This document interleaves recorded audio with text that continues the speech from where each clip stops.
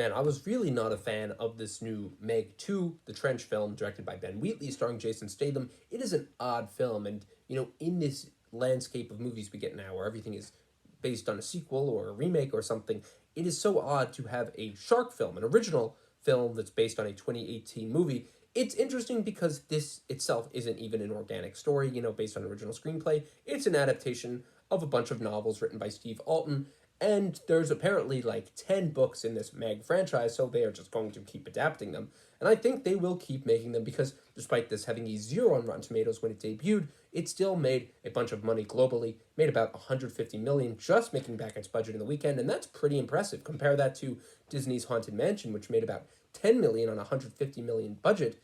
I mean, there's a lot of factors between that too. Who wanted to go see a haunted house movie in the summer? And the Meg is coming out about 2 weeks after Oppenheimer and Barbie. People want to go see this movie. It's very simple, it's very inviting, and the marketing has honestly been pretty decent for it.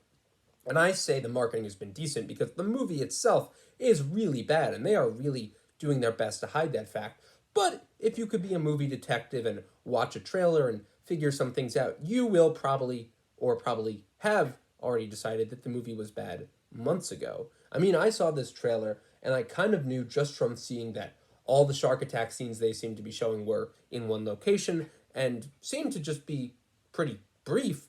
I got the sense that the movie would not have a lot of Meg in it, and boy, was I right. Here's the spoiler alert warning because we are going to go into Meg 2 The Trench and talk about what doesn't work about this film.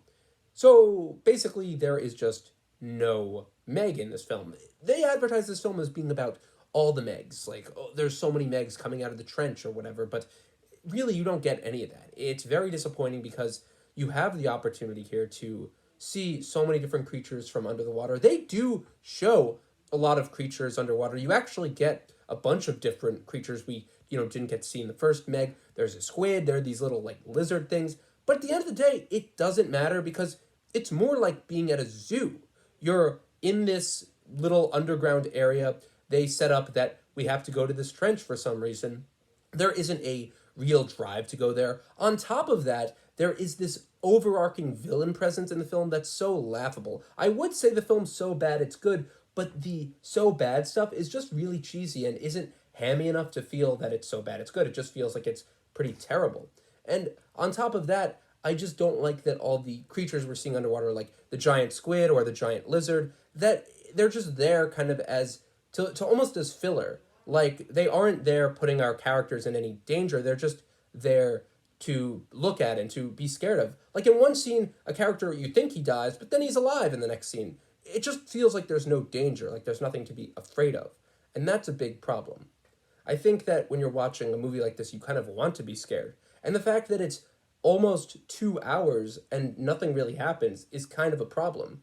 I think this movie would have benefited from separating the main characters. They make the main character, Jonas Taylor, played by Jason Statham, our hero. But really, he's such a hard character to root for because he's so bland and there's not a lot going on. I like Jason Statham. I think he's fun to watch. I think he's got charisma. But in this film, he's just like a canvas, a blank canvas without anything to do. Sure, they give him a cute kid to be a father figure to, but I wonder, why is he this girl's father figure? What is the relationship? Why should we care that he has to protect her? They don't even have scenes where she's in any significant danger and they have to rescue her. A good movie might have that, but this film kind of just leaves you looking at different creatures like, here, look at this, look at this. It's like The Flash when they show you Superman and they show you George Reeves and you're supposed to be like, this is so cool, but why is it so cool? I think they just put them there. Honestly, this boils down to having a really bad script. Let's say they had more shark scenes and maybe had the megalodon chasing them. It would have been interesting. I think they just didn't want to animate the sharks as much, and as a result, you only get the sharks every hour, and it kind of sucks. This movie reminded me of those Roger Corman movies from the 60s, like Creature from the Haunted Sea or Monster from the Ocean Floor. Not only is it set on the ocean floor, but it just shows like a brief snippet of the monster, and it proceeds to advertise itself as being this film about the monster when really the monster is hardly in it. And that's such a problem to me. I don't like going to see a movie and seeing the Meg on the poster, but then the Meg's only in it for about 10, 15 minutes. There's a couple shots of the Meg in this that are so not dramatic. like they reveal the Meg for the first time and it just swims by. You know, look at Jaws when they made a huge deal about showing the shark. Now it just feels like they're just putting it out here. It's just another cash register of a movie to kind of get people to go see it because the first one made money. The first one was so boring, set underwater, not a lot happened. And this one, I hate to report it, but is pretty much similar, if not the same thing. So I hate that we now have a bunch of shark movies that are out, but they don't feel fun at all. They just feel like they're there to check numbers, get a bunch of asses in seats, and have you watch this shitty movie. It really is a case where I really would like to say it's so bad it's good, or it's fun. It's like an old Godzilla movie where you're watching these people on the bottom of the sea and it has bright colors, but the colors aren't so appealing. It isn't really that fun to watch, and honestly, I just think it could have been better. So let me know what you guys thought of the Meg 2, and let me know if you thought it could have been better, as I did. Thanks for watching.